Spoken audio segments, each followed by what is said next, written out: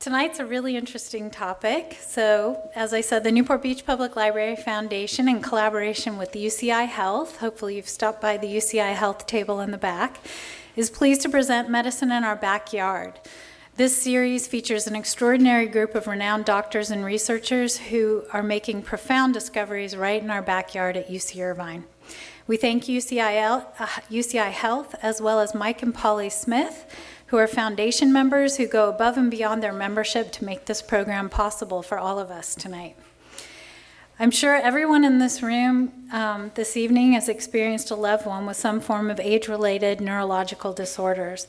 In the battle against Alzheimer's disease, Dr. Joshua Grill invokes a deceased jazz singer, iPods, and a 35,000-year-old vulture bone that cavemen fashioned into a flute. Grill is a neuroscientist whose research interests focus on clinical trials and neurodegenerative disease. He will explain how music is a powerful force and that can tap into the deepest recesses of the mind, stir emotions, and conjure memories, and why music memory is one of the last things affected by Alzheimer's disease.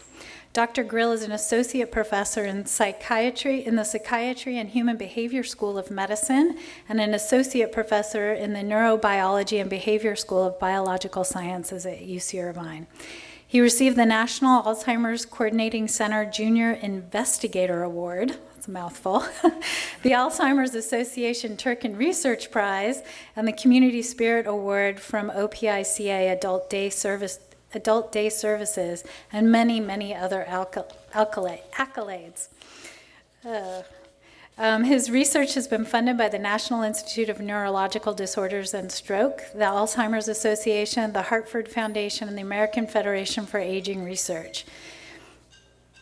He serves on the steering committee of the Alzheimer's Disease Cooperative Study and the Internal Ethics Committee for this national body. He is also a member of the Scientific Advisory Board for Maria Shriver's Women Alzheimer's Movement.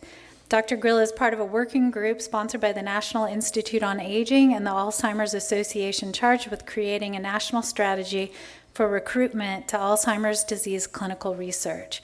We definitely have an expert in the room, so come on up. Welcome, Dr. Grill.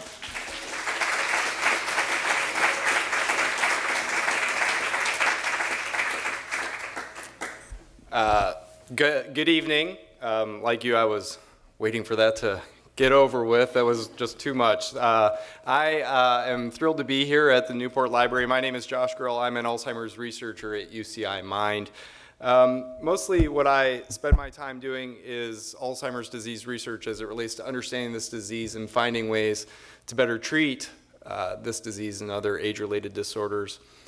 But tonight I'm going to focus on something different and something admittedly near and dear to my heart, and I'm guessing near and dear to the heart of many of you. And that's music and the role of music in dementia. I'm going to start playing this video because we had a little bit of trouble with it earlier, but I'm going to talk over the beginning of it. And I want to say that the inspiration for tonight's talk is really my interaction with Dan Cohen, who's a social worker in Long Island, New York, and started a nonprofit organization called Music in Memory. You may have heard the film from which this clip is taken, Alive Inside. And if you haven't had opportunity, I strongly recommend it. Dan has made it his personal mission to bring personalized music therapy to every person in a nursing home in the United States and beyond. He's an admirable figure, and when I heard about his program, I was actually working at UCLA, and I decided if anybody's going to help this guy, it's going to be us. I was working in Alzheimer's Disease Research Center, and we started a charitable program where people could donate iPods and iTunes gift cards, and we would turn around and donate them to local nursing homes that we had vetted.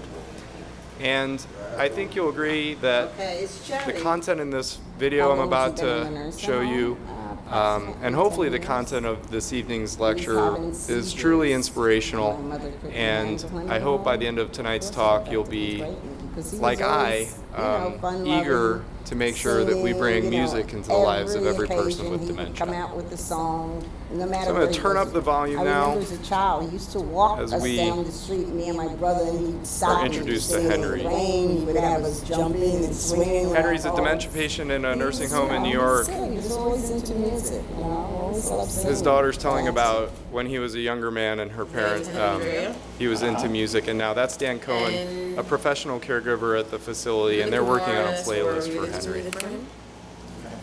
Because he enjoys music and he always quoted the Bible, so I'd rather have that for him. We first see Henry inert, maybe depressed, unresponsive, and almost unalive. Henry. Yeah. Henry. Yes, I found your music. You want your music now? Okay. Let's try your music, okay? And then you tell me if it's too loud or not. Then he is given an iPod containing, we know, his favorite music.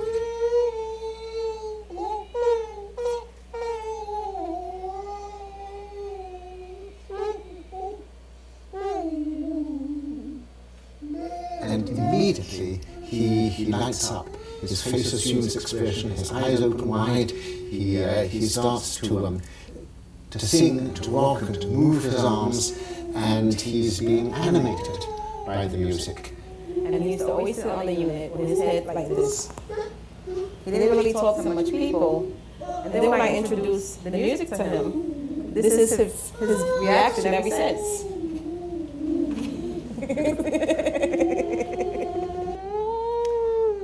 So I think you understand where they came up with the title "Alive Inside." And Henry was being brought to life. Yeah. I'm going to take the music for 1 aphasic, second, okay? Just to ask isolated. you a few questions. non-responsive Okay. for the most part until I'm going to give it back he to had you. music put Okay. into his The effect of ears. this doesn't The stop. video goes on, When and the, Henry's asked a few questions headphones are after taken listening off. to the music. He's much more animated, Henry, much more normally responsive, mute much and more virtually verbal. unable to answer the He even simplest yes or no recalls some of his questions. favorite It's quite artists, Cab vulnerable. Calloway, Henry. topping Yeah. the list. We also heard do you from like Oliver the iPod? Sacks, Do you like the who music sadly you're was hearing? passed Yeah. away a few years Tell me ago, but a about very your music. famous neurologist who Well, wrote the book Musicophilia that I'll quote later. But you can see that music, of course, Do you like music? has a I'm profound crazy impact. about music. And the point of this talk is why is that, and how can we learn from it? So what I'll try to do in about an hour is walk you through some basic understanding of the neuroscience of music. What does music do to the brain that enables this remarkable response? I'll talk about the role of music in disease and in healthcare. And then I'll conclude by talking about music and dementia, what we understand about the role of music in the neurodegenerative brain, and I'll propose for you a hypothesis around studies that I believe we should do to demonstrate that music can be a powerful treatment for people with Alzheimer's disease. So the introduction referenced this apparatus, which is indeed a vulture radius bone, carbon dated back 30,000 years, discovered in the regions currently considered Germany and France. There have been a handful of musical instruments like this one from bones or tusks of mammoths. What's remarkable about this piece is, in addition to being wonderfully preserved, we can see that it was carefully crafted by human beings bordering on Paleolithic times. So when human beings were first creating agriculture and doing cave drawings, they were taking the time to create musical instruments. You may not be able to see that the holes actually have straight lines, indicating that the person who created it measured the distance at which they should be placed. And it demonstrates that essentially as far back as we can go in our history, there was music. It's hypothesized that these people used music to create social networks, which may have enabled their survival, communities. But throughout modern history, music remains ubiquitous. Every culture, every geographic region, every humankind has music. Why is that? Why is this conserved? We don't eat it. Barry White aside, it doesn't necessarily help us reproduce. What keeps music in our humankind? It's powerful. It helps us. It can help us organize. It can help us work together. Perhaps it can help us heal. I took this image from a classic neuroscience text, Kendall, Schwartz, and Jessel. It outlines the pathway by which information enters the ear, is transduced into an electrical signal, carried up the 8th cranial nerve into the brainstem where sound localization is primarily performed, synapses in the thalamus at the medial geniculate nucleus, and then is sent to what we call the primary auditory cortex, or Heschel's gyrus. From there, sound information travels into association cortices. But if it's musical information, the information affects far more regions of the brain. Modern studies using neuroimaging, case studies of people who suffer from musical disorders, an inability to appreciate music, an inability to interpret music. Collectively, these types of studies, this body of literature, have helped us begin to map out the distribution of brain networks that are affected by hearing music. This is a beautiful article, including really one of the pioneers in understanding music and dementia, Jason Warren at University College London, where they tried to outline the different brain regions involved in different aspects of music. And certain things like pitch seem to be essentially processed as are other sounds, whereas rhythm and certainly the emotional context of music are able to activate the brain in highly unique ways. This unique capacity of music to activate the brain appears to be present from birth. Here are functional neuroimaging studies looking at infants played music or a series of atonal sounds. In both cases, the effects on the brain are compared to silence, and you can see in panel A the activation associated with music compared to panel B, which is sounds that have been altered to no longer be musical but are matched for rhythm, pitch, and volume. You can see that the brain is far more activated in the areas associated with interpreting sound information, and in these atonal sounds, we get opposite hemisphere activation missing in music. So even before we can speak, our brain interprets music uniquely compared to other sounds.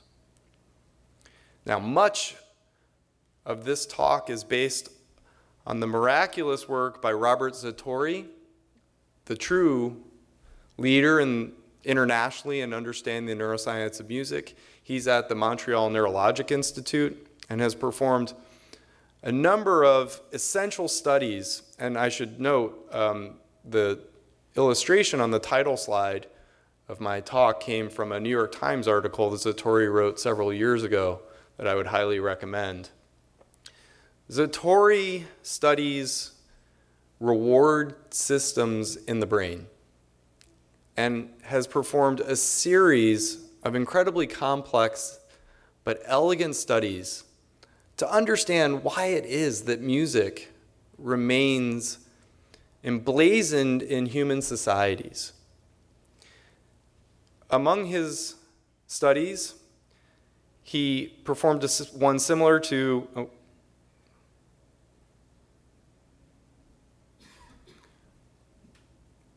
that in the infants, playing for young human volunteers, what we term consonant music.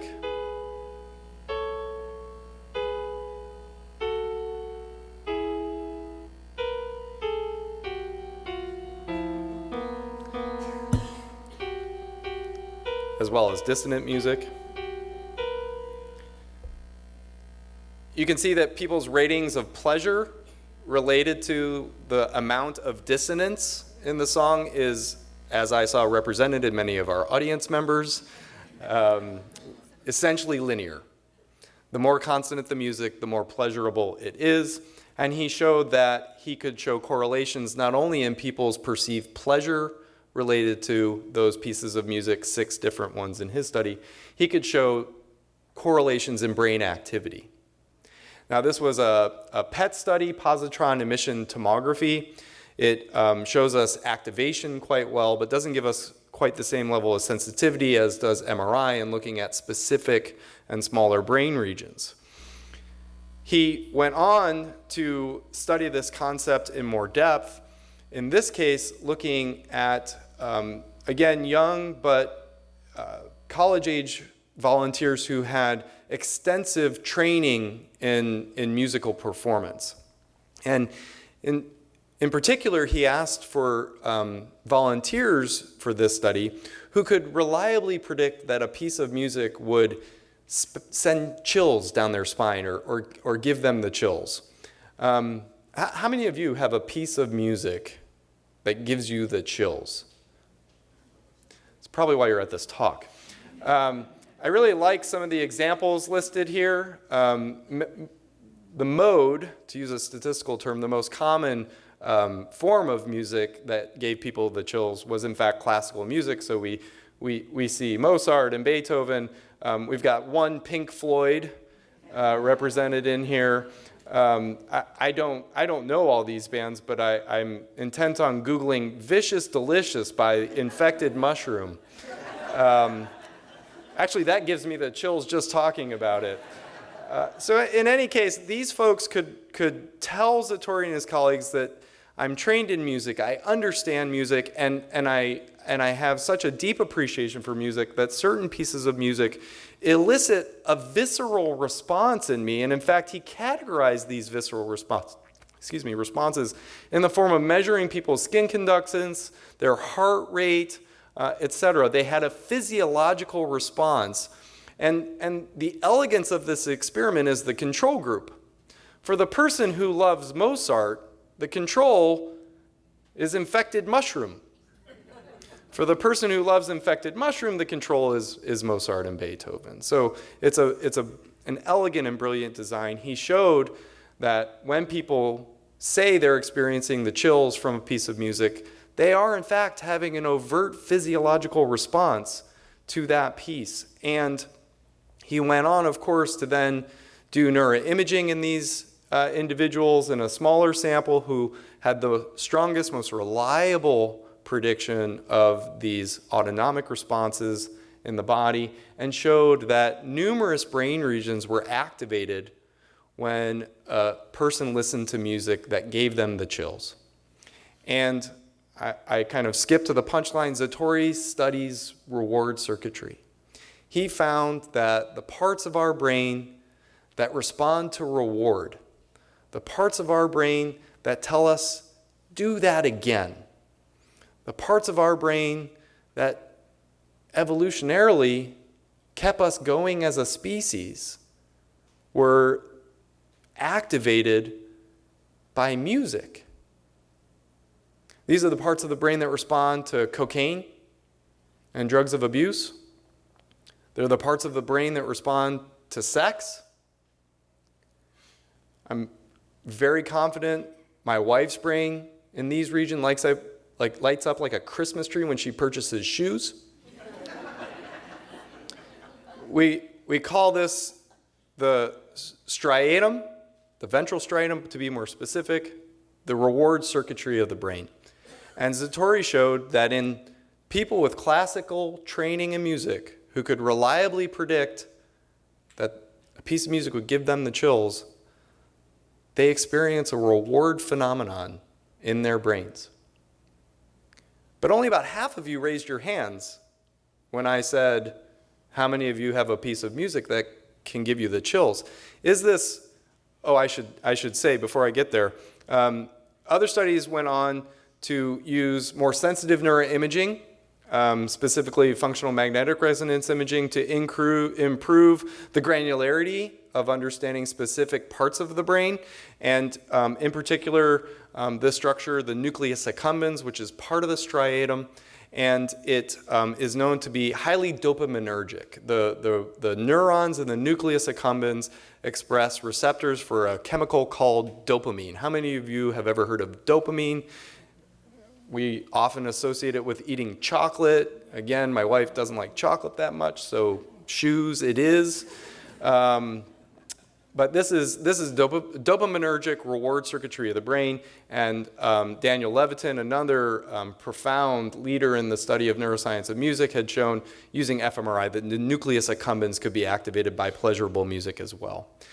In his most recent studies, Zatori has confirmed that dopamine is critical to this processing of musical rewards using a very specific type of PET scan that measures dopamine receptor activation called raclopride PET.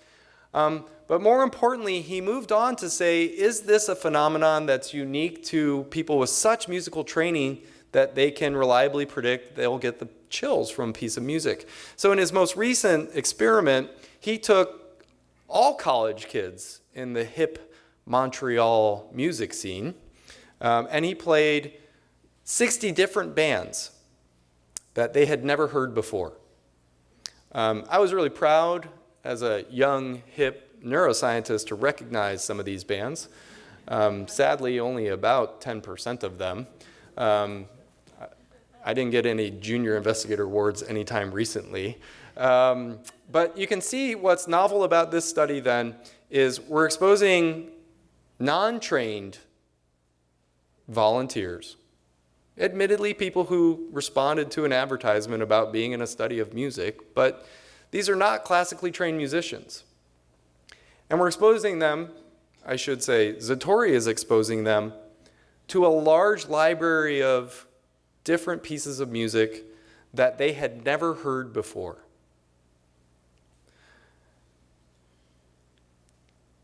And he put them in a scanner, and in another elegant demonstration of methodology, he played the pieces of music for them, and he asked them, how much would you be willing to pay to purchase that song on a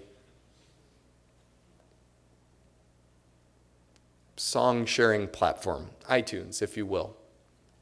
And they chose between, I wouldn't pay 1 red penny for this song, probably what we would be willing to pay for whatever the mushroom one was, 99 cents, $1.29, or $2. And as a scientist, the data are near unbelievable because they're so perfect. What he showed is that the activation in the nucleus accumbens and the caudate nucleus, another part of the striatum, were near perfectly correlated with the amount that someone was willing to spend for a piece of music. So you don't have to be a classically trained musician to have a reward circuitry response to a piece of music that you've never even heard before. Interestingly, this caudate and connections with the other side of the brain were not only about pleasure, but also the activation actually anticipated the activation in the accumbens. And this suggests that in addition to deriving pleasure from the music, one of the things that we really enjoy is the predictable nature of it, almost a familiarity with a piece of music that we've never heard before. I think that that's really interesting.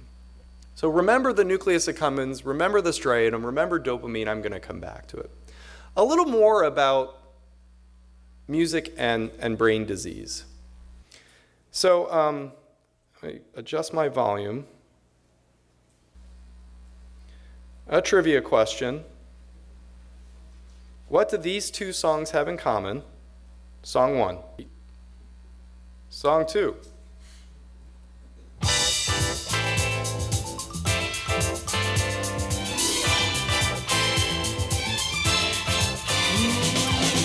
saw you dancing on that hot and crowded floor. Oops. Don't want to give it away. What do these two songs have in common? The first song was Sean Paul. It's called Temperature. It actually won a Grammy, not last night, but in 2007 for Hip Hop Album of the Year. Peaked at number 1. The second song was The Doolies, 1977. Peaked at number 13 on the UK charts. Slightly different eras. Any guesses? What do they have in common? Rhythm, beat, yeah, they both beats per minute.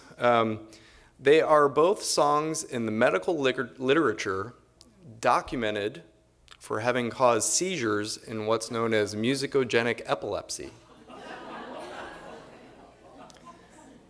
Temperature by Sean Paul was actually the song that first was recognized by Stacey Gale, who's in the photograph here, as causing her seizures. And it was in the summer where that song peaked at the top of the charts, so this was happening a lot. Her musicogenic epilepsy actually expanded from there. It began to hit her for other hip-hop songs. The Rihanna song Umbrella was also prominent that summer and began giving her seizures. It got worse from there to the point of ringtones being able to cause seizures in her. She dropped out of school. She was ready to give up until she was placed in an epilepsy ward to try to understand and locate the foci of her seizures. In these wards, they actually are monitoring patients until they experience a seizure with high-density EEG and other recording devices to try to understand where the seizure begins in the brain. And she was deprived of medications, she was essentially deprived of sleep, and she just wasn't having any seizures. Eventually she said, out of frustration, "Give me my purse and my iPod." And because she could give herself a seizure whenever she wanted by playing this music. This is a rare phenomenon, about 150 documented cases, but it's real. It's mostly females, mostly young women, and though not always, it's mostly music they enjoy. And the seizures are in the temporal lobe of the brain, which we generally think of as memory centers in the brain, but certainly are among the structures of the brain that are activated by music. Stacey Gale has a happy ending. She underwent neurosurgery, and the foci of her seizure was retracted, and she went on to live a productive life. Sachs, who we heard from in the video with Henry, writes in his book, Musicophilia, and there are other reports in the literature of the condition of the book title, an insatiable desire to listen to music. One case in the literature describes a drug-induced musicophilia, but the case in Sachs's book is utterly fascinating. A surgeon vacationing with his family in, I think, upstate New York, if I remember correctly, goes to use a payphone, gives you a sense of the timing of this, goes to use a payphone nearby their cabin, is walking across a parking lot and is struck by lightning. He wakes up flat on his back to a nurse who happened to be there who had revived him.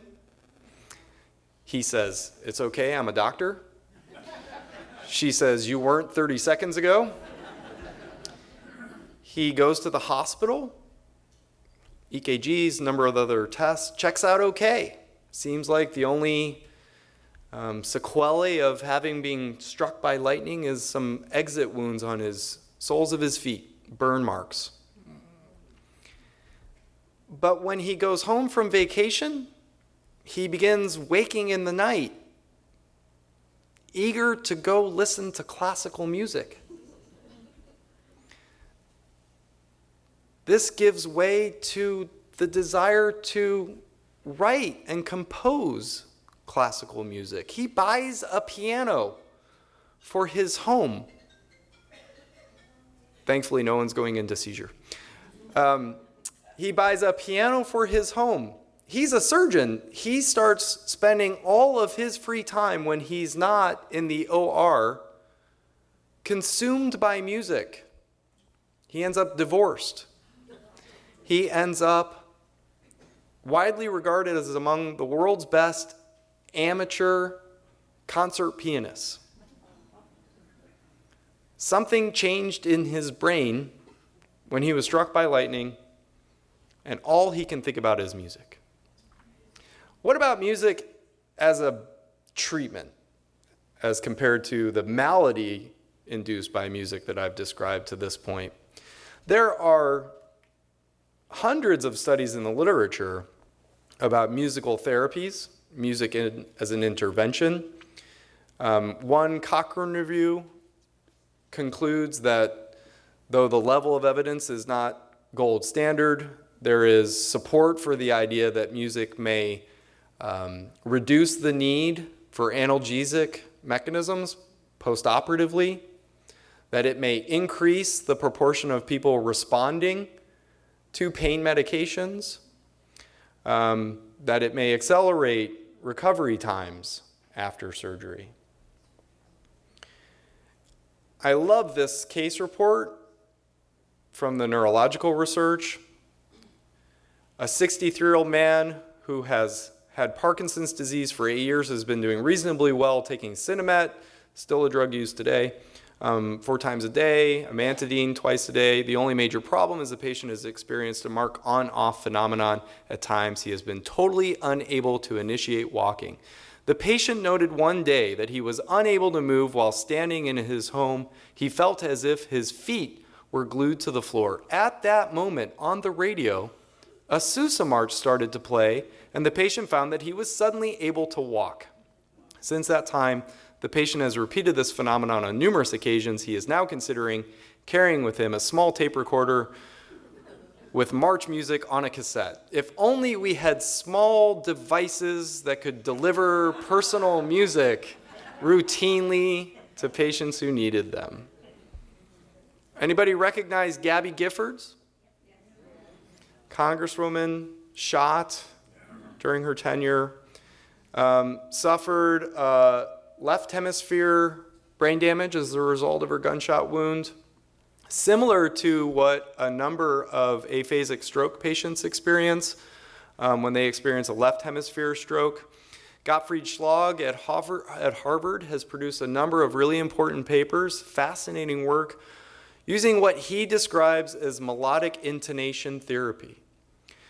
Patients with a left hemisphere stroke become aphasic.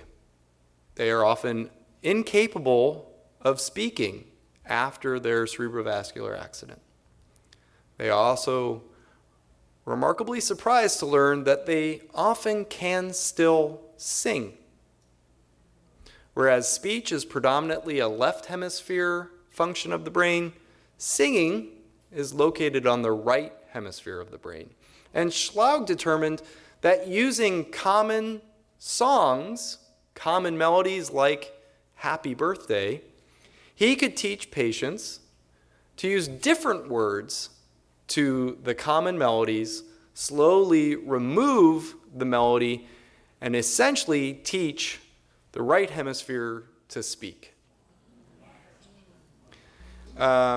These images are from an expert, an untrained musician, a classically trained musician, and a left hemisphere stroke patient before and after melodic intonation therapy.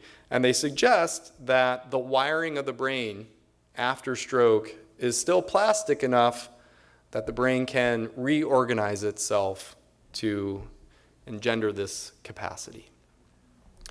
What about music and memory? I'll date myself here with one of my favorite all-time television shows, Cheers, which I think is a very nice introduction to. I'll never forget that Albania borders on the Adriatic. So, music has remarkable power to help us remember things. I could tell you about the cranial nerves and how I used acronyms and beats to remember those in my training.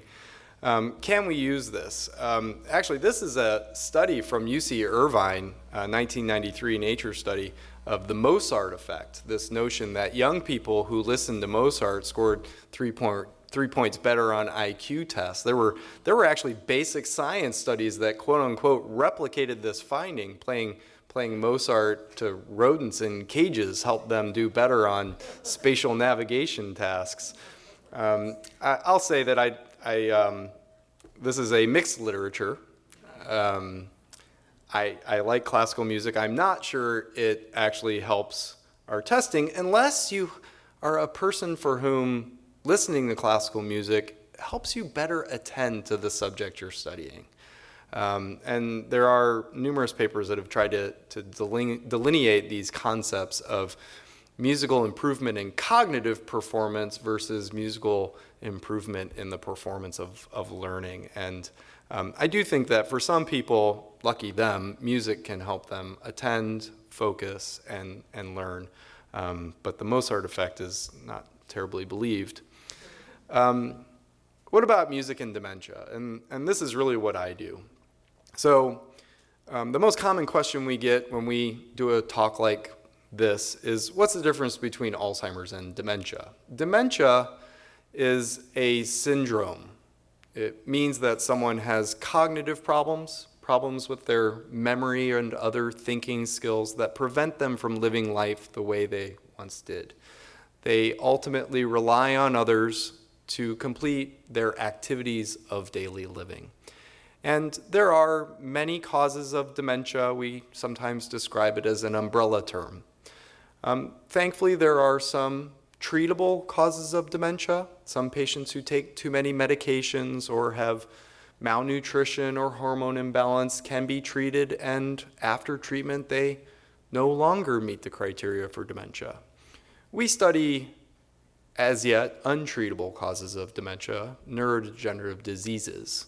And some are listed here, and actually some of them will appear again in this talk, specifically frontotemporal dementia or frontotemporal lobar degeneration.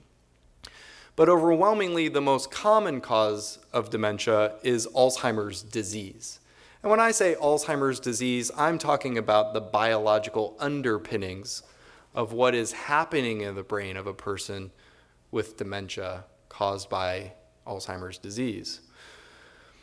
Alzheimer's disease makes up an estimated 70% of all cases of Alzheimer's disease, with the other neurodegenerative causes making up the mainstay of the remainder of cases. This is a huge problem in this country and in every other country around the world where people live to older ages. Alzheimer's disease is a public health crisis. There are nearly 6 million Americans living today in the United States with Alzheimer's disease. Some 15 or 16 million Americans are providing care to them. 2/3 of them are women. That is mostly because women are better at living to the ages when the risk for Alzheimer's disease goes up exponentially, But as you heard, we work closely with Maria Shriver's Women's Alzheimer's Movement and have a new initiative at UCI to try to understand why accounting for those age discrepancies does not fully account for the sex discrepancy and the risk for Alzheimer's disease.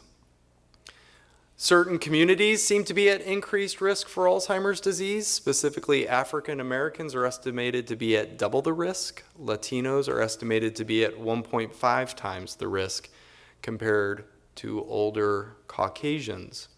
Importantly, our data are woefully lacking for these groups and for especially other groups like Asian Americans and the numerous cultural, ethnic, genetic subpopulations that make up races and ethnicities.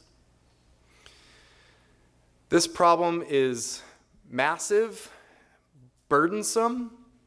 The estimated cost of Alzheimer's disease in this country is approaching $300 billion. And because the fastest growing segment of our population is those older than 65 or older than 75 or older than 85, no matter how you define an older population, that's the fastest growing segment of our populace. Because the single greatest risk factor for Alzheimer's disease is older age, we anticipate that the number of people with Alzheimer's disease will triple by 2050. This could cost $1 trillion to our national healthcare system. And this public health creates an imperative for researchers like me to develop ways of stopping this, but I never allow myself to lose sight of the personal impact of this disease. It's estimated that it costs a family $350,000 to take care of a loved one with Alzheimer's disease over the course of that disorder. And that ranges from 6 to 12 years, but we certainly hear stories about Alzheimer's disease lasting 20 years through the throes of dementia. What's the role of music in dealing with this crisis?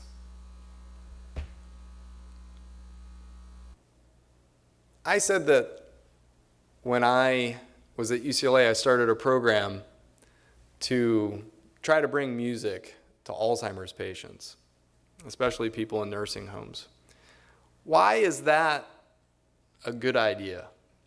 There are actually fascinating reports in the literature about the preservation of music in Alzheimer's disease, especially as a form of dementia. Some of these cases are now dated. This one's from 1994 of a gentleman who could no longer tie his necktie, but continued to play trombone in his local Dixieland band with his friends. And he could still play the songs. Perhaps you've seen the HBO documentaries, The Memory Tapes, which actually Maria Shriver produced. There was a fascinating patient resided in a nursing home. One of his frequent visitors was his wife. He would introduce her to his girlfriend, who also lived in the nursing home. He didn't remember his family, but he toured in a singing chorale. Never missed a lyric, sung solos. This is a video sent to me when we started our program at UCLA. My dad has Alzheimer's disease. He's 79 years old. It's been about 20 years since he last played the drums, but I still wanted to give it a try. 10 minutes after making this video, he had no memory of our performance together. But yet, he can still make music like this. I wonder why.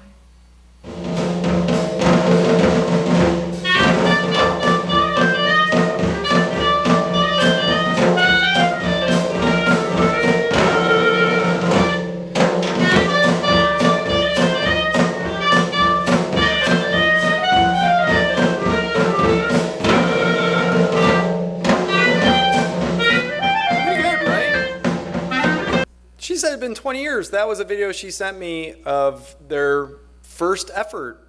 They ended up playing concert at his assisted living facility together. She's pretty good too. It was still there 20 years later. Why is that?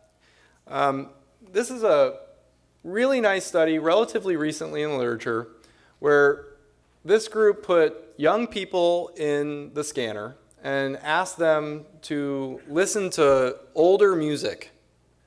They were trying to identify regions of the brain that were activated with long-term musical memories. And I'm not going to get into the details of the anatomy of it, but you see this red structure here.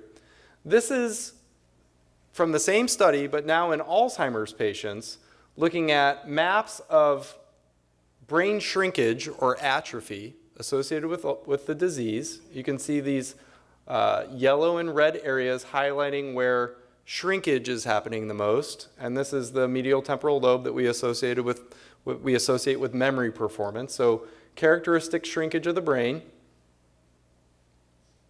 the long-term preservation of memory of music, untouched.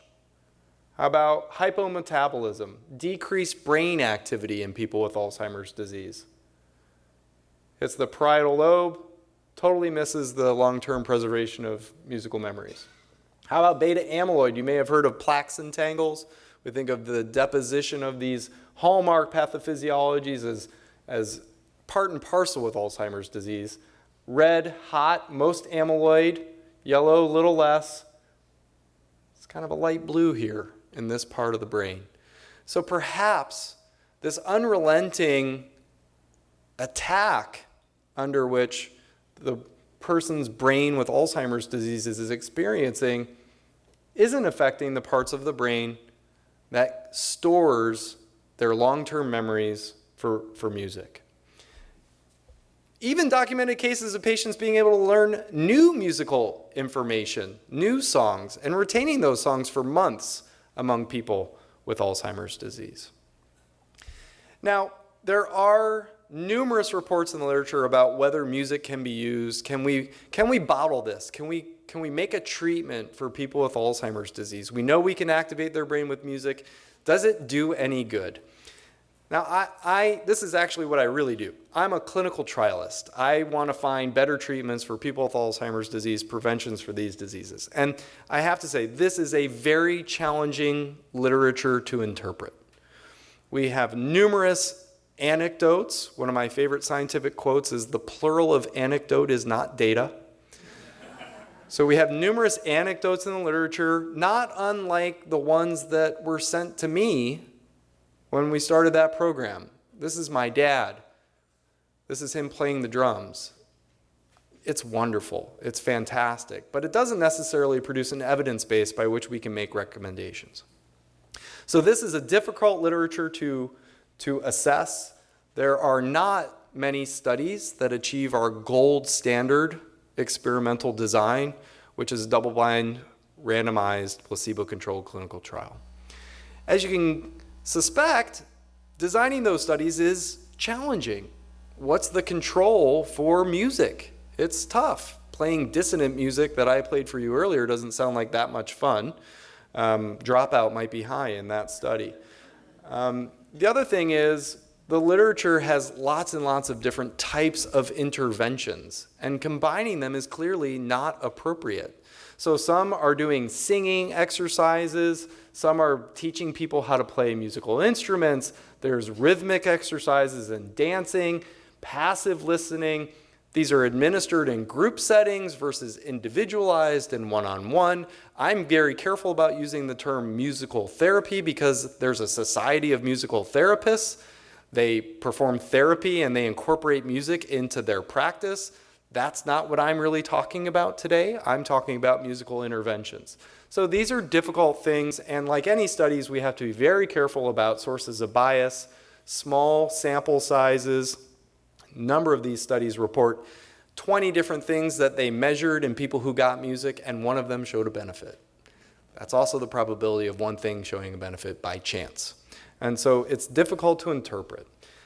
There are some studies in the literature, though. I put this slide up mostly as an excuse to play Vivaldi's Four Seasons, because one of my favorites looked at whether Vivaldi's Four Seasons improved memory performance in people with Alzheimer's disease. It didn't. So, just a beautiful piece of music. Unfortunately, I only have one slide about treating cognition in Alzheimer's disease with music as a treatment, because my conclusion is that there's inadequate evidence to support the notion that Alzheimer's disease responds positively to music as a therapy to improve cognitive performance, memory, reaction time, decision making. I find no evidence to support music as an intervention to improve cognition in people with Alzheimer's disease. But cognition is actually not the only symptom of this disease. And perhaps more important to patients and families are some of the other symptoms that invariably come through the course of Alzheimer's disease, specifically behavioral symptoms. Depending on the study you want to cite, the frequency of behavioral symptoms in Alzheimer's disease ranges from 70 to 99% of patients. Categorized broadly, this includes apathy, depression, anxiety, and most notably for families, agitation, physical aggression. These are the hardest parts of this disease. Behavioral symptoms are frequently the cause of placement in skilled nursing homes. They can result in hospitalization, and there are no FDA-approved treatments for these types of symptoms. The pharmacologic therapies that are used carry black box warnings for sudden death and have limited evidence to support their use in the first place. The first line of treatment for behavioral symptoms is behavioral therapies, non-pharmacologic approaches, finding triggers that cause these things to happen.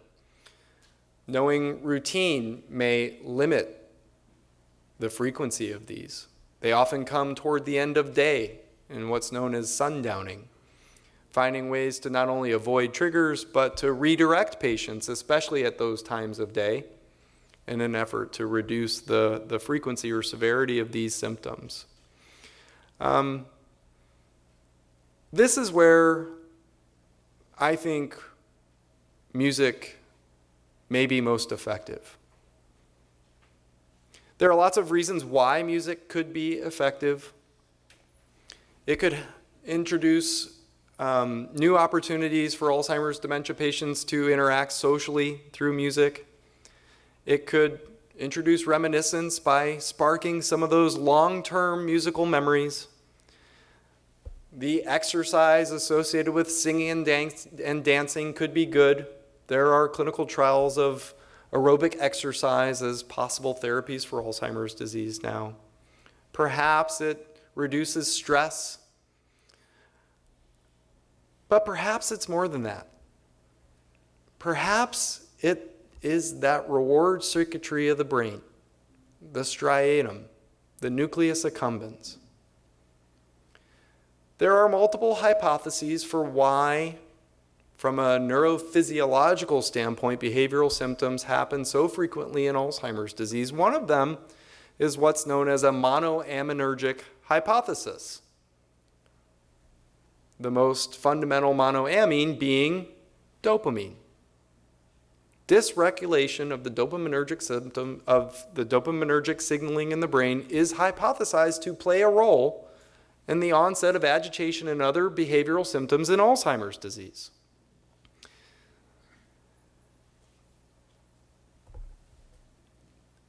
Understanding different forms of dementia may help us understand the role of music in treatment.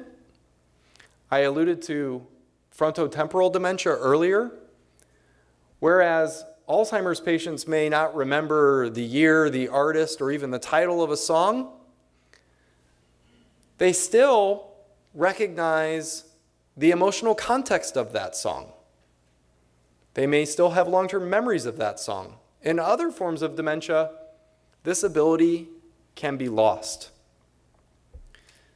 And this may be under the underpinnings of this phenomenon may be from the striatum, orbitofrontal cortex, and other reward circuitry being affected in frontotemporal dementia compared to Alzheimer's disease.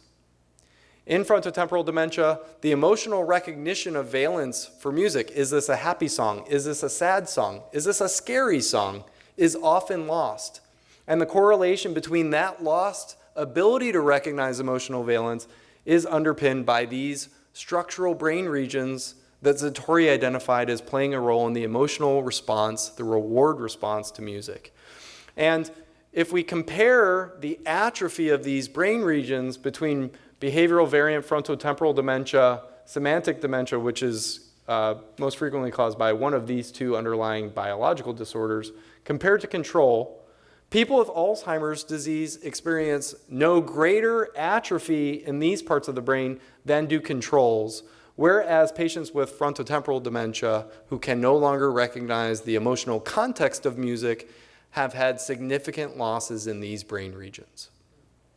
The point here is that in Alzheimer's disease, even in late stages of the disease, the brain tissue, the brain response, the capability of listening to pleasurable music and responding positively through a chemical interaction, release of dopamine into the reward circuitry of the brain, may still be intact, even late in the disease. Now, I said the plural of anecdote is not data, but I have to share some anecdotes that are typical of things that I heard from family members, and I'm sure people in the room today, when learning about our program. For years, I've been telling people about how music helped my father in the last stage of Alzheimer's. He didn't know who we were, and we couldn't connect. He often was agitated. Then I'd put headphones on him with the Beatles music that he loved, and suddenly he was alert, calm, and would even talk to me a bit. A second person, when my mother-in-law was in a home and had dementia, I'd bring a recorder and headphones with her favorite music. Music over the loudspeakers just wasn't the same. The nurses would thank me profusely every time I'd visit, saying she is so much easier to handle. I was perplexed, thinking, how could they not know this? How could they not know the healing power of music? So again, thinking about the literature, trying to study music as an intervention is challenging. There are not a lot of great studies, and even the ones I'll point out to you today are imperfect. This is what's called a crossover design study. We're looking at data from 3 different settings in the same people. So they're randomly assigned to the order in which they receive passive listening, sort of quiet classical music versus music that identified through family members they love. And we're measuring the frequency and severity of agitation in people with Alzheimer's disease. And what I hope you can see is that when people are listening to music they love, whatever it is, Mellow Mushroom, Beethoven, Pink Floyd, when they listen to the music they love, the response is greater in the form of reduced agitation compared to listening to classical music or nothing at all.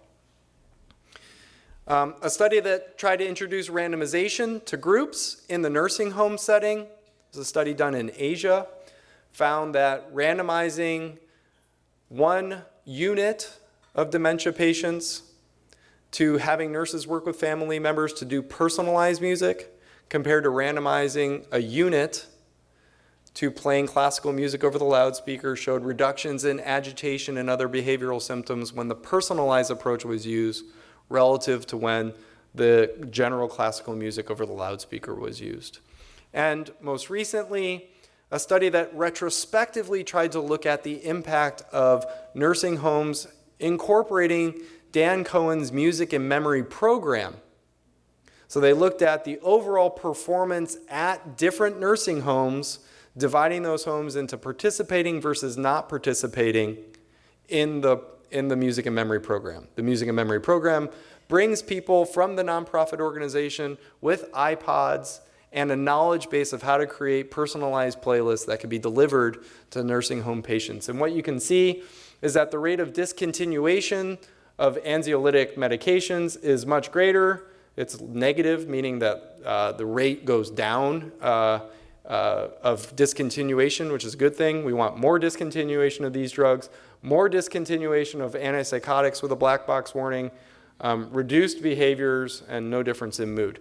Not a perfect study, not a randomized study, but an important retrospective analysis of implementing a program like this. So the question becomes, and my question is, do we need a dose of medication in order to introduce a benefit in people with Alzheimer's disease? Maybe music is just the beginning, and a lot of studies begin there.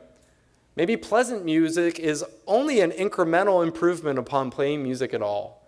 We may need pleasurable music, and most importantly, we may need intensely pleasurable or personalized music that can activate the nucleus accumbens, the caudate striatum, and increase dopaminergic signaling in the Alzheimer's brain. There are many benefits to this, hopefully improving agitation and other troubling behaviors.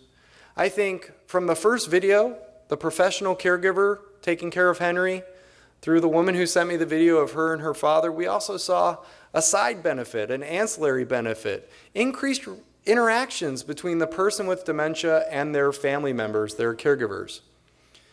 We draw blood, cerebrospinal fluid, do MRIs and PET scans on people with Alzheimer's disease day in, day out. Maybe music could be a way to help us do those things. Maybe it could be used in the clinic to make it easier to get vital information about patients' disease progress. Okay, I end every lecture by telling people how they can help us. I'm privileged to work at an NIH-funded Alzheimer's disease research center, and we need all the help we can get.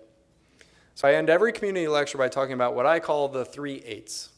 And I think everyone is in a position to help us through at least one of the 8s. You can donate, you can advocate, and you can participate.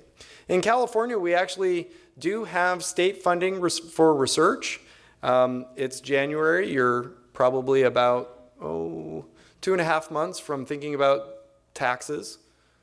But when you submit your taxes, there is actually a tax checkoff for your state income filings where you can donate to Alzheimer's research, and the state of California has a program to fund research local to our borders. We also accept donations at our organization, of course. I would encourage you to look at Music and Memory's website, and if this topic invokes passion in you, as it does for me, you could think about donating to Dan Cohen and his organization, who truly is trying to bring personalized music to every person in a nursing home in the United States and beyond. And they've done some incredible things so far. Every person can advocate. You can advocate for people with dementia. You can advocate for more research dollars. You can advocate for more resources for families who are in the throes of this disease. All of the above need much, much more if we're going to tackle this mammoth crisis that comes to us from Alzheimer's disease. And we're extremely proud to have Maria Shriver, the former First Lady of California, who just last week brought the governor's task force on Alzheimer's disease to UCI, because there's a major undertaking to try to get better at helping families with these diseases.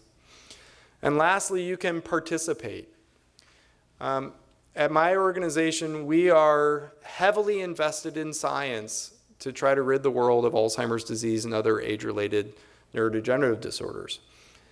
Believe it or not, the most consistent barrier we face to making progress is low rates of participation in studies. That's not unique to us. That is common to every area of medicine. And so we created a new tool to try to accelerate clinical research called the UCI Consent to Contact Registry, or C2C. The C2C is an online, confidential, safe, voluntary opportunity for people in Orange County to enroll, tell us about themselves, things like your age, whether you have a family history of Alzheimer's disease, the medications you take, and what kinds of things you might want or be willing to do in a research study so that we can match those people to studies happening at UCI. It's kind of like a dating service for scientists. We're very pleased that we now have more than 4,000 adults from Orange County enrolled in the C2C registry, but our goal is to get 10,000 and to be the seat for solving crises like Alzheimer's disease right here. And we have fantastic scientists at UCI who are eager to make bigger contributions. So in conclusion, I hope that I have convinced you that music uniquely activates our human brain, that the neuroscience of music is important and potentially important to Alzheimer's disease. Though the Alzheimer's disease brain is ravaged by plaques and tangles and indeed loss of neurons and synapses, the parts of the brain most important to musical memory and reward responses to music remain largely intact even late into this disease, and therefore treating patients with personal, pleasurable music may be a wonderful way to alleviate or reduce symptoms of agitation and other behavioral symptoms. A good scientific talk always ends with acknowledgments. Dan Cohen inspired me to pick up this topic. A number of investigators like Robert Zatori and Daniel Levitin instructed me with their writings. And of course, I was drawn to this topic because I'm passionate about music. No talent whatsoever, but a deep, deep appreciation. And this is the only talk where I have opportunity to show this particular photograph, which is my wife with the lead singer of my favorite band, The National. And the story is that I was in Baltimore at a meeting of the National Alzheimer's Centers. I sit on a variety of committees, as you've heard, so generally I have to wake for 4 a.m. Pacific time starts to meetings when I'm doing this. And I'm sitting in one of these meetings at about 4:30 in the morning my time, and this photo comes across my phone. And it's my wife, she's actually quite pregnant there, with the lead singer of my favorite band. Now, I am from Cleveland, Ohio, born and bred. And all 5 members of the National are also from Ohio. And they invoke Ohio in many of their songs. Like me, they think they are quite happy to no longer live there. And she took this photograph in Santa Barbara where she was attending a meeting, and I said, "Did you tell him you're married to a person from Ohio who's brought you to countless of their concerts?" And she, of course, responded, "No, I just told him I've been to a bunch of their shows." Thank you very much for your attention. I've left plenty of time for questions. Appreciate the opportunity. Thank you, Thank you everybody, again. for coming.